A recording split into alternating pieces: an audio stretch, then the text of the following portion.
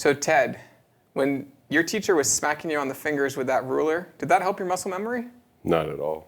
Well, today we're talking about tips to improve muscle memory when practicing piano. Stick around.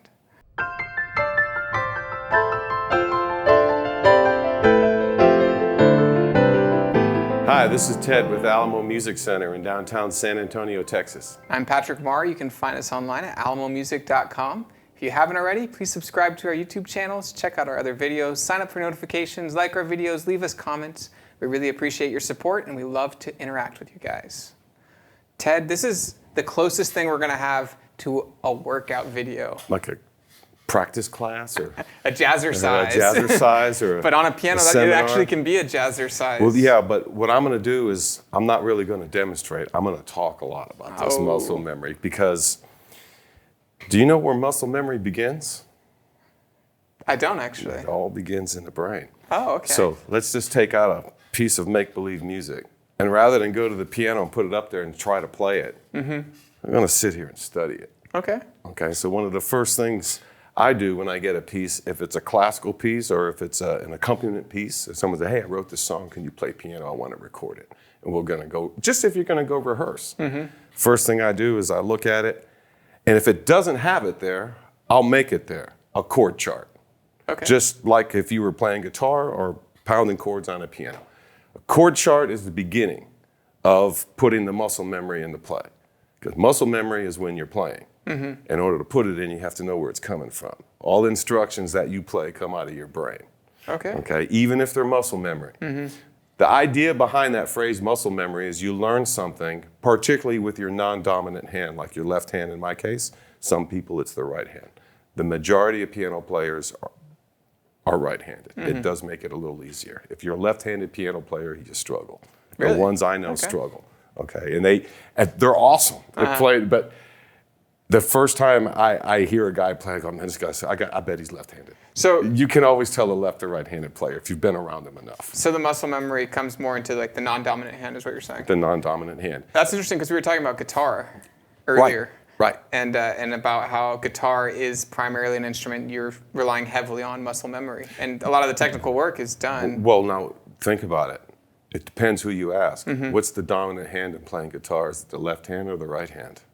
Well, I always say the rhythm is more structured, and so you want to have a consistent, consistent beat here. As far as, I guess, as muscle memory, you learn the chord structure where your fingers are going, and it's right there in the left hand. It's on off.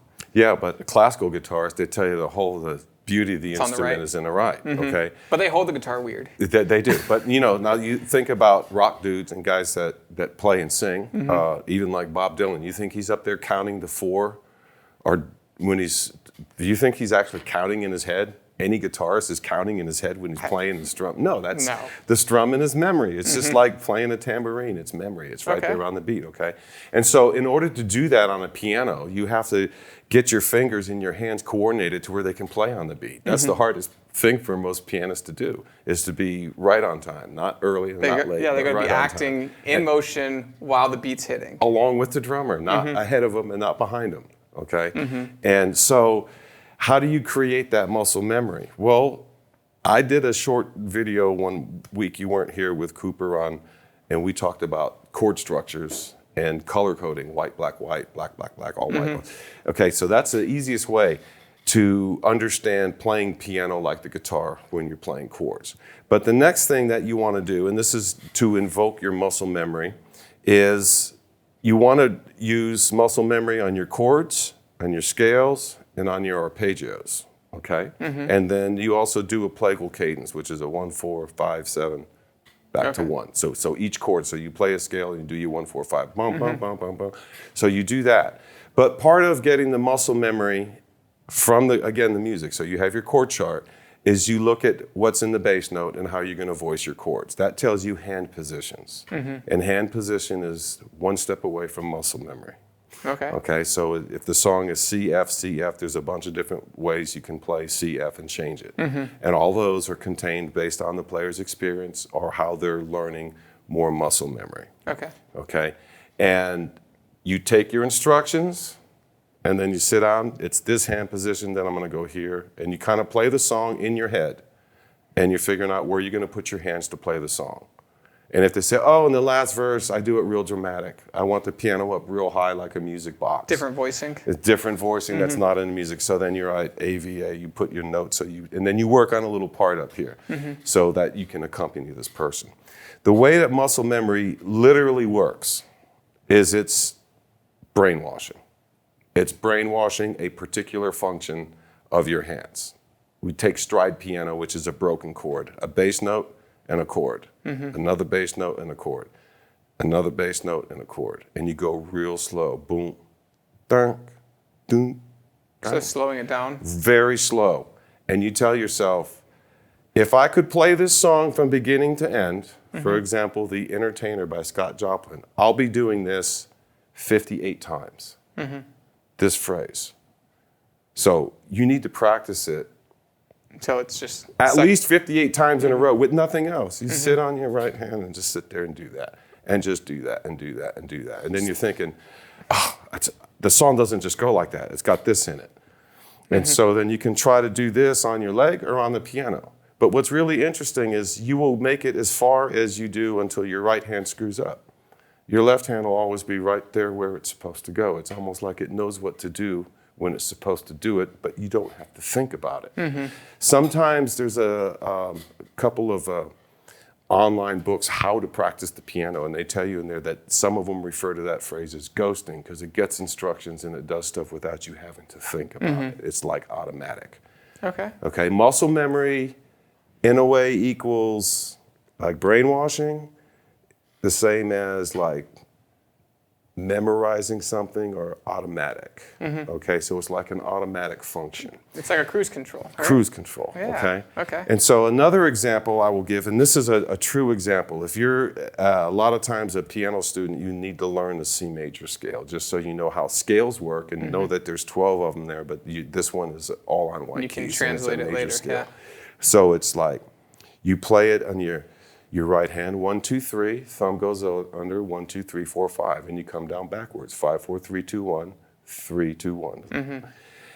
The exact same thing happens in the left hand if you play contrary motion.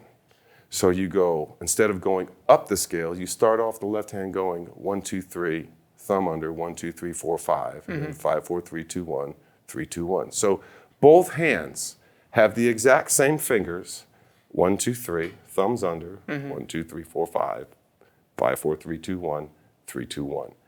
Do the scale like that 100 times and then play it in parallel motion. Because in parallel motion, what happens, it's more difficult, is you have to go 1, 2, 3, thumb under, 2, 1, and then 1, 2, 3, 4, 5. They change at different times. Trying to get a beginning student to understand to change the right hand, then the left hand, and then coming down, change the left hand, and then the right hand is really, really hard. The best example of muscle memory is practice the scale 250 times in contrary motion. All right, so you're going back and forth, and you can do it really good. You can do it real fast. Now try to do it real slow, and it's like automatically your fingers change when they're supposed to without having to think about it. Just from getting the contrary motion burned in.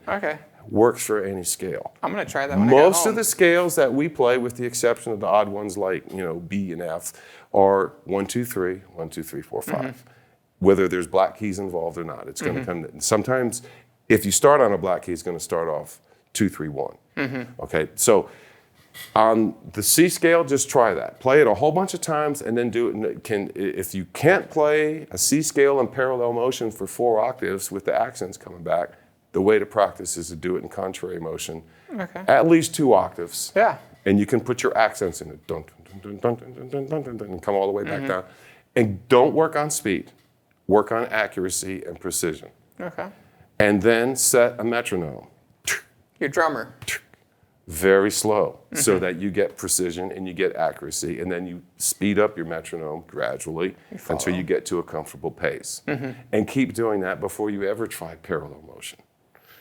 And you will immediately recognize the benefits of muscle memory. It's burning something in, and if you're left-handed, don't worry, it'll burn in on your right hand.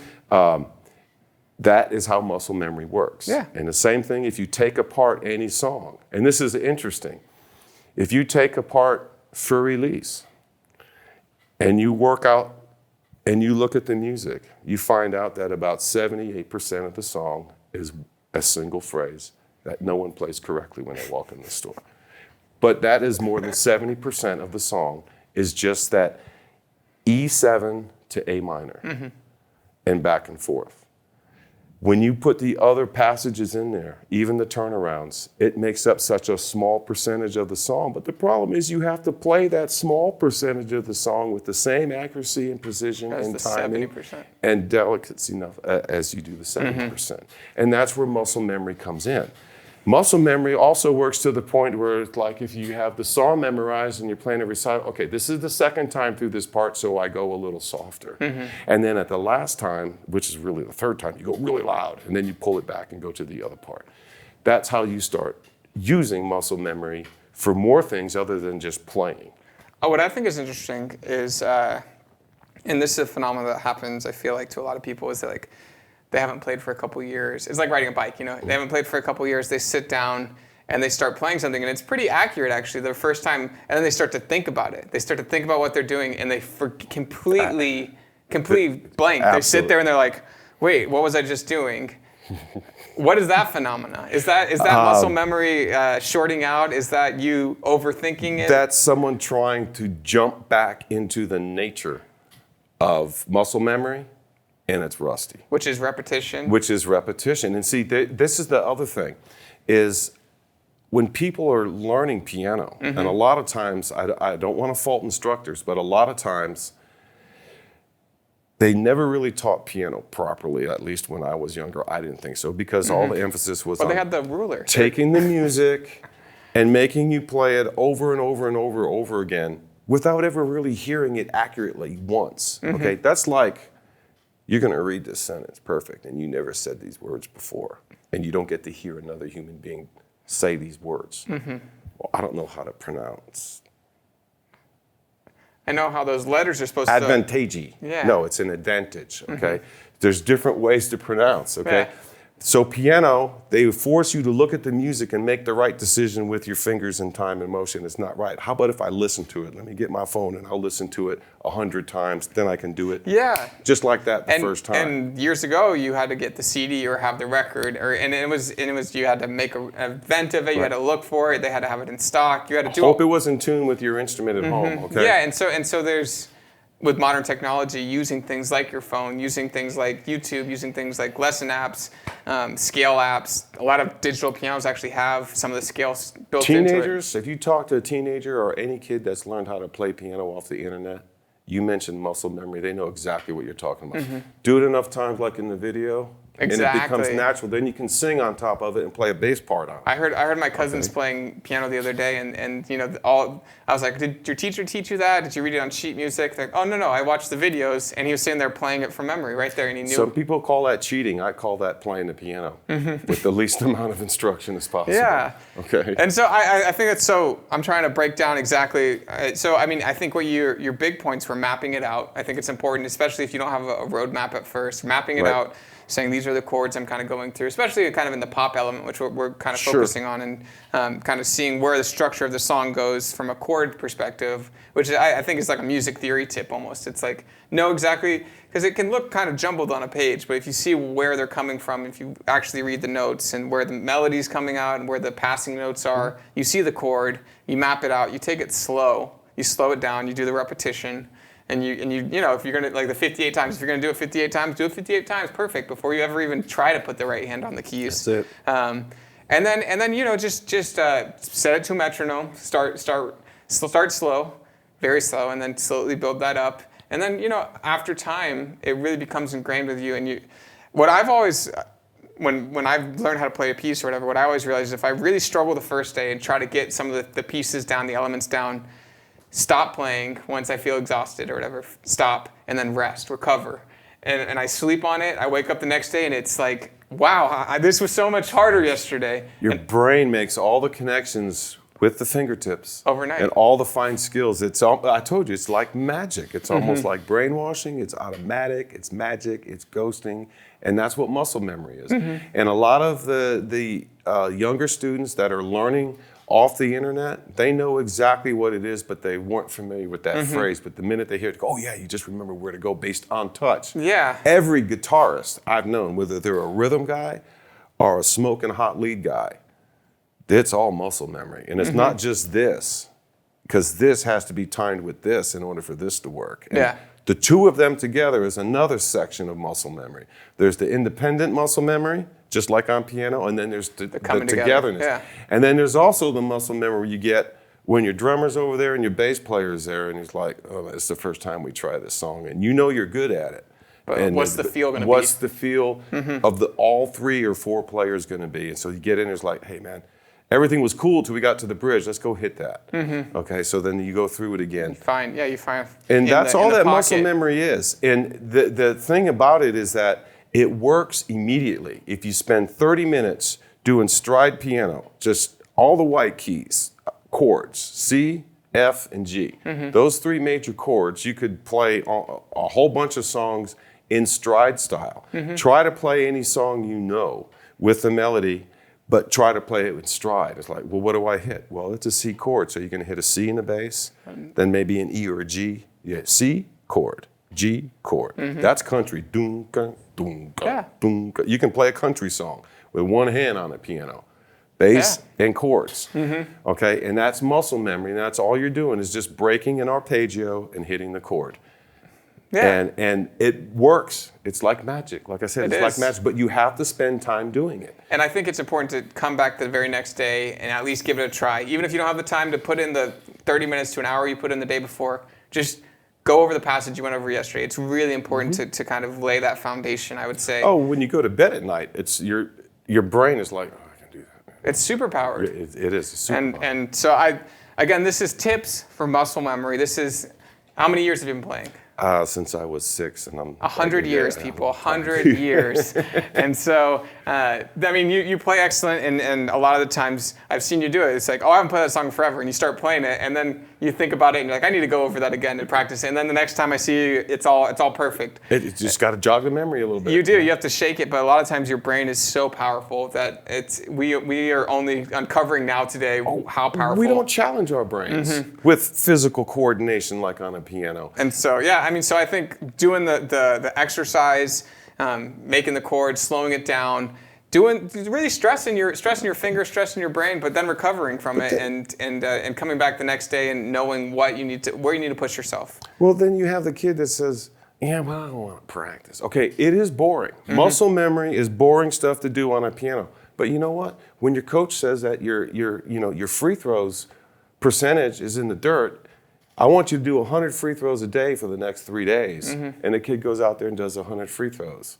Well, that's just as boring as muscle memory, because all you're doing is muscle memory. That's all that free throws is. And it improved. Remember when Shaq had to get his rating, his numbers up? He went home and just nothing for a week, and it showed up in his game. His percentage went up. Yeah, it works. It works everywhere. If you spend the time, the resources, the energy, you rest, you recover, you do it again, you put it to memory, you get better at it. And I think it's important to do songs that you like, do melodies you like. Absolutely. A lot of the times we get stuck, and it's like a book. You're in the middle of a book, and like, are you going to finish the book because you're a completionist, or are you going to start something new that you like, that that's going to bring you back the next day? And I think that's something that misses a lot in piano lessons, and it's important to find those pieces and those composers that resonate with you, because we're all different and we all like different things. We all grew up with different music, and because of that, we'll be drawn to certain things. But the other thing I wanted to say about muscle memory, if you learn, say, a Scott Joplin or any ragtime piece, and you're 20 years old, and you put in the time to learn it proper like it is in the music, and you play it with other pianists and stuff, and you never play it again. When you're 50 or 60 years old, you pick that piece up, you remember, I used to kick this thing in the butt. And you get there and it's like, you know what, I need 5 minutes of muscle memory and this will come back to me. It's amazing. And it really is, because muscle memory lasts for life. It's like riding a bike. It gets a little rusty, but it lasts for life. Absolutely. You might have to get your balance back, right? Well, thank you guys for watching. Again, this is Ted. I'm Patrick with Alamo Music Center in San Antonio. You can find us online at alamomusic.com. If you have any experience with muscle memory, learning pianos, tips for other people who are really trying to improve their skills, please leave some comments. It's really important that we all improve our craft, and it's our hobby, and it's our joy, and it's a lot of fun. But thank you guys for watching, and let us know what you think.